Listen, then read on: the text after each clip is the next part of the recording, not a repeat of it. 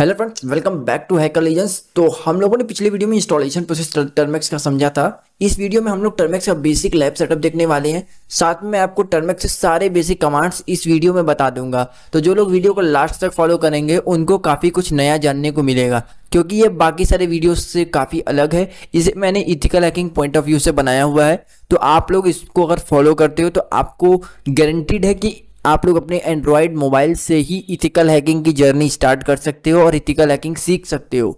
बस वीडियो को लास्ट तक फॉलो करना। नाउ चलते हैं जल्दी से हम लोग टर्मेक्स पे और हम लोग कमांड्स सीखते हैं। सो गाइस, आप देख सकते हैं हम लोग आ चुके अपने टर्मेक्स पे। तो आपको यहाँ पे करना क्या है, यहाँ पे आते ही आप लोगों को whoami कमांड लिखना है। अब याद रखिएगा, इसको स्मॉल में लिखिएगा। मैंने पिछली वीडियो में यही गलती कर दिया था।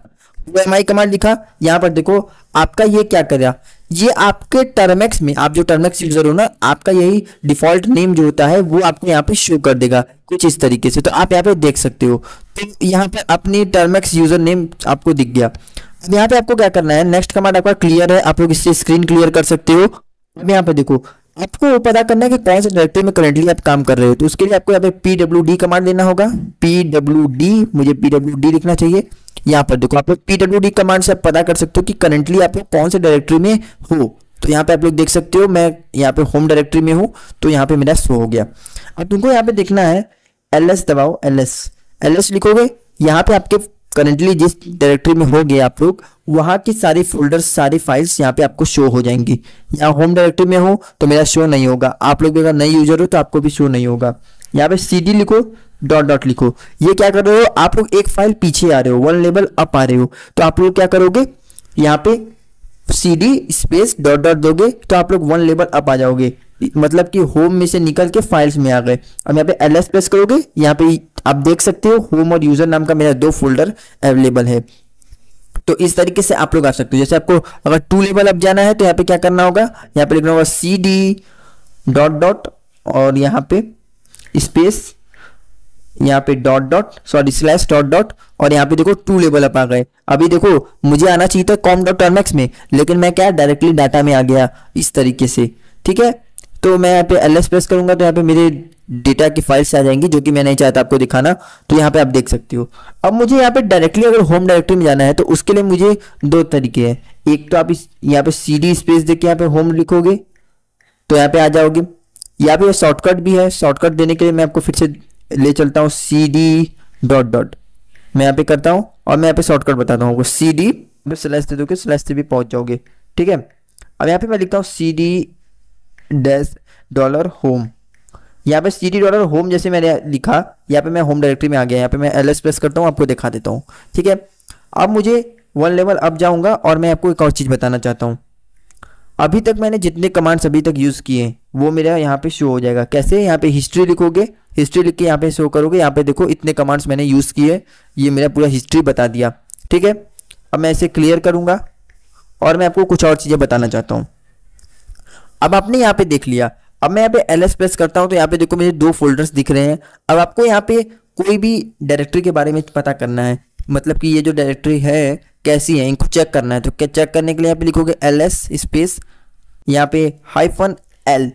जैसे देख के एंटर प्रेस करोगे, आपको उस पर्टिकुलर जो डायरेक्टरी है उसकी साइज, उसकी डेट यहाँ पे दिख जाएंगी, जैसा कि यहाँ पे देख रहे हो। और जो यहाँ पे आपको DRWX होता है, ये रीड राइट एग्जीक्यूटेबल परमिशन होती है। R का मतलब होता है रीड, W का मतलब होता है राइट, X का मतलब होता है एग्जीक्यूटेबल। इनकी तीनों परमिशन अलाउड है, इसलिए यहाँ पे ये दिख रहा है। ठीक है, तो ये होती है, आप लोग इसकी मदद से पता कर सकते हो कितने तारीख को बना, कितने बजे बना, ये सारी बातें। ये टाइम, डेट एंड साइज बता रहा है। ये 4096 है, ये बाइट्स में है। ठीक है, अब आपको यहाँ पे सपोज यहाँ पे ls स्पेस देके -lh लिखोगे, lh, तो आप यहाँ पे देखो कुछ चीज़ें और देखोगे। मैं स्पेस देके यहाँ पे किया, तो इसका मतलब बस सिंपल सा यही है कि आप लोग इसको किलो बाइट्स में देख सकते हो। जैसे मेरा 4 KB का है ये, तो ये मुझे 4 KB का दिखा दिया। तुम्हारा 10 KB का होगा, 10 KB का दिखाएगा। ठीक है, तो इस तरीके से तुम लोग देख सकते हो। k का मतलब है KB, बाकी सब सिमिलर होने वाला है जैसा कि पिछले कमांड में है। अब यहाँ पे आप लोग को क्या करना है, यहाँ पे नेक्स्ट कमांड आपका आता है। सपोज आपको कोई फाइल बनाना हो अपने टर्मेक्स में, तो आप क्या कर सकते हो, सिंपली यही है, mkdir लगाओगे, mkdir लगाओगे और उस पर्टिकुलर फाइल का नेम, सपोज मैं यहाँ पे देना चाहता हूँ R1, मैंने R1 नाम का एक फाइल लिया, मैं ls प्रेस करके आपको दिखाता हूँ। देखो मेरा R1 नाम का यहाँ पे फाइल फोल्डर है। अब मैंने R1 नाम का एक फोल्डर बना दिया, ठीक है। अब यहाँ पे मैं क्या करता हूँ, मैं यहाँ पर अभी आपको एक काम बताता हूँ। आपने R1 नाम का फोल्डर बना दिया, एक और फोल्डर बना लो mkdir मैं करूँगा, एक और फोल्डर बना दूंगा R2। मैंने दो फोल्डर्स बनाए R1 और R2, ठीक है। अब मैं चाहता हूँ कि जो R1 है वो R2 में मूव हो जाए या फिर R2 जो है R1 में मूव हो जाए। मूव करने के लिए मैं mv कमांड लूंगा और मैं जिसको मूव करना चाहता हूँ, मैं R2 को मूव करना चाहता हूँ R1 में, तो मैं R2 लूंगा और फिर मैं यहाँ पे R1 ले लेता हूँ जिसमें मूव करना चाहता हूँ। तो यहाँ पे देखो ls प्रेस करूंगा तो यहाँ पे देखो R1 लिखेगा। अब मैं cd R1 में चला जाता हूँ। किसी भी फोल्डर में जाने के लिए यहाँ पे cd स्पेस देख के उस पर्टिकुलर फोल्डर या फाइल का नेम दोगे, आप पहुंच जाओगे। यहाँ पे देखो अब मैं ls प्रेस करूंगा, यहाँ देखो R2 नाम का फोल्डर है कि नहीं, बिल्कुल है। तो यहाँ पे आप इस तरीके से देख सकते हो, ठीक है। इस तरीके से मूव कर सकते हो। नेक्स्ट कमांड आता है आपका, वो होता है कॉपी कमांड। कॉपी कमांड के लिए क्या करोगे, यहाँ पे उसके लिए आपको वन फोल्डर बैक आना पड़ेगा मुझे। अब यहाँ पे मैं एक और फाइल बनाऊंगा क्योंकि मैंने इसको मूव कर दिया। अब मैं आपको यहाँ पे बताता हूँ, mkdir करके मैं 56h बनाता हूँ, ठीक है। अब मैं यहाँ पे ls लेता हूँ, मैं रैंडम सा नाम ले रहा हूँ भाई साहब, आपको जानते ही हो। आपको मैं चाहता हूँ कि 56h है वो भी R1 के फोल्डर में कॉपी हो जाए, ठीक है। मैं cp लिखूंगा, स्पेस दूंगा -r। ये देखो मैं कैपिटल में नहीं लिख रहा हूँ, स्मॉल में लिख रहा हूँ, इसलिए बी केयरफुल। अब नाउ यू कैन सी यहाँ पे मैंने -r लिखा, पर्टिकुलर फोल्डर का नाम लिखूंगा जिसको मैं कॉपी करना चाहता हूँ। तो मैं यहाँ पे 56h को मैं कॉपी करना चाहता हूँ इन R1 में, तो मैं R1 में लिखूंगा। मैं यहाँ पे ls प्रेस करता हूँ, यू कैन सी मैं यहाँ पे cd R1 करता हूँ और मैं ls करता हूँ। आप देखो यहाँ पे जो 56h है वो कॉपी हो चुका है R1 में सक्सेसफुली। तो इस तरीके से कर सकते हो। अब बात आता है, ठीक है मैंने कॉपी करना सीख लिया, मूव करना सीख लिया, बनाना सीख लिया। अब बात आता है कि कैसे हम लोग इसको रिमूव कर सकते हैं। रिमूव करने के लिए सिंपली लिखना होगा rmdir। देखो डायरेक्टरी रिमूव कर रहे हो इसलिए rmdir लिखना पड़ेगा। तो यहाँ पे rmdir 56h। अब कोई फाइल करोगे ऐसा लगा के कमांड तो फाइल डिलीट नहीं होगा ऐसे, मैं उसके लिए बताऊंगा आपको। देखो कुछ इस तरीके से आप लोग का यहाँ पे क्या हो गया, 56h से आपका डायरेक्टरी रिमूव हो गया rmdir से। अब मैं इसी तरीके से यहाँ पे rmdir दिखा देता हूँ, अभी रुक जाओ घबराते क्यों हो। rmdir मैं R2 लगा देता हूँ। यहाँ पे देखो अब मैं यहाँ पे ls लगा दूँ। यहाँ पे देखो कोई दिख रहा है क्या फोल्डर, नहीं, क्योंकि मैंने दोनों को डिलीट कर दिया। यहाँ पे आपके सामने दिख रहा है। अब यहाँ पे मैं क्या करूँगा, cd और मैं यहाँ पे होम पे आता हूँ डायरेक्टली, cd होम। यहाँ पे मैं लिखता हूँ cd होम, ओके। यहाँ पे cd होम पे मैं आ चुका हूँ, ठीक है। अब मैं यहाँ पे क्या करूँगा, मैं यहाँ पे ls प्रेस करके आपको दिखाता हूँ, देख सकते हो। मैं cd डॉट डॉट करके फाइल्स में जाऊँगा, ls प्रेस करके दिखाता हूँ। यहाँ पे दो फाइल्स मेरे इस समय हैं, फोल्डर्स हैं, तो मैं इनको भी रिमूव कर देता हूँ सिंपली rmdir और मैं यहाँ पे 56h और स्पेस देख के R1 करता हूँ, देखता हूँ डिलीट हो जाएगा क्या। यस, आप लोग मल्टीपल फाइल्स एक ही झटके में डिलीट कर सकते हो। यहाँ पे आप देख सकते हो दोनों फाइल्स मेरे डिलीट हो चुके हैं, ठीक है। तो इस तरीके से आप लोग डिलीट कर सकते हो। अब यहाँ पे कोई भी फाइल या फोल्डर को, सपोज मैं एक फाइल बनाता हूँ, फाइल बनाने के लिए आपको क्या करना होगा, यहाँ पे लिखना होगा, यहाँ पे क्या लिखना होगा, यहाँ पे लिखना होगा टच, TOUCH टच, और यहाँ पे लिखना होगा आपको उस पर्टिकुलर फाइल का नेम। मैं ht.txt फाइल दूंगा, याद रहे एक्सटेंशन आपको याद रहना चाहिए। अब यहाँ पे ls दबाओगे तो यहाँ पे देखो एक txt फाइल जनरेट हो चुका है। अब आपको इस फाइल के साथ भी वही काम कर सकते हो। क्या कर सकते हो, यहाँ पे देखो इको और मैं यहाँ पे लिखता हूँ कारे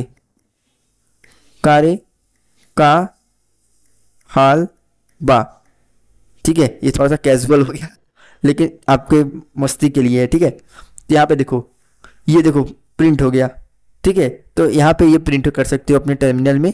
अब आपको यहाँ पे कोई फाइल को डिलीट करना हो तो उसके लिए क्या करोगे, यहाँ पे देखो rm लिखने के बाद स्पेस दोगे, उस पर्टिकुलर फाइल का नेम दे दोगे। मैं ht.txt लिया था, ht.txt दे देता हूँ। यहाँ पर देखो ये डिलीट हो चुका है, ठीक है। तो कुछ इस तरीके से कर सकते हो। अब मैं यहाँ पे इसको क्लियर करके कुछ अमेजिंग कमांड्स बताने वाला हूँ, आप लोग देखते जाना, बहुत मजा आएगा, ठीक है।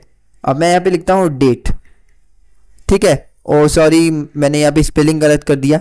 स्पेलिंग देखो ध्यान से दोगे तभी आपका होगा। देखो मैंने करंटली डेट यहाँ पे शो हो गया 19 अक्टूबर, यहाँ पे 3:43 हो रहा है और 2024 चल रहा है, ठीक है। और आप लोग अगर फ्यूचर में देख रहे हो तो यार बहुत बढ़िया, अच्छी बात है, देखना चाहिए। तो यहाँ पे देखो एक और बात, मैं यहाँ पे कैलेंडर आपको देखना है तो कैलेंडर देख सकते हो, और कोई अगर ईयर का नेम दे दोगे तो यहाँ पे लिख दोगे, यहाँ पे जैन लिख दो, जैन लिख के 1987, मतलब जनवरी 1987 का देखना चाहते हो यहाँ पे जैन लिख दोगे। ठीक है, अब पूरे ईयर का कैलेंडर देखना चाहते हो वो भी देख सकते हो, यहाँ पे कैलेंडर लिख के 89 या फिर यहाँ पे 8909, ये देखो 8909, मतलब मैं रैंडम सा लेके एक तरीके से टेस्ट कर रहा था। देखो देख सकते हो आप लोग, उस समय भी धरती होने वाली है, तो यहाँ पे आप देख सकते हो, कैलेंडर चेक कर सकते हो। तो इस तरीके से आपका हो गया। अब मैं एक और चीज़ आपको करवाऊंगा, यहाँ पे लिखो पीकेजी इंस्टॉल। आप लोग अपने आप को हैकर जैसा लुक दे सकते हो।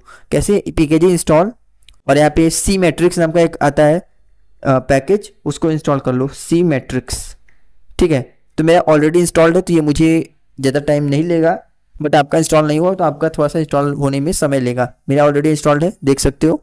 अब मैं यहाँ पे क्या करूँगा, मैं सी मैट्रिक्स लिख देता हूँ, सी मैट्रिक्स। याद रखिए, देखो सी मैट्रिक्स लिखोगे, ये आप बता सकते हो किसी को कि कुछ भी क्लिक करोगे, यहाँ पे कोई मैटर नहीं करता। यहाँ पे आप बता दोगे मैं बहुत बड़ा हैकर हूँ, यहाँ पे कीबोर्ड पे टाइप भी कर दोगे, यहाँ पे कोई असर नहीं करेगा। अब आपको इसको रोकने के लिए क्या करना होगा, Ctrl+C। देखो Ctrl+C मैंने प्रेस किया, ये रुक गया। ठीक है, तो इस तरीके से आप लोग भी यूज कर सकते हो। तो आई होप ये पार्ट 1 था, आपको समझ में आया होगा। आप जल्दी से कमेंट सेक्शन में मुझे पार्ट 2 लिखो, और हम लोग मिलते हैं पार्ट 2 में। Thanks for watching.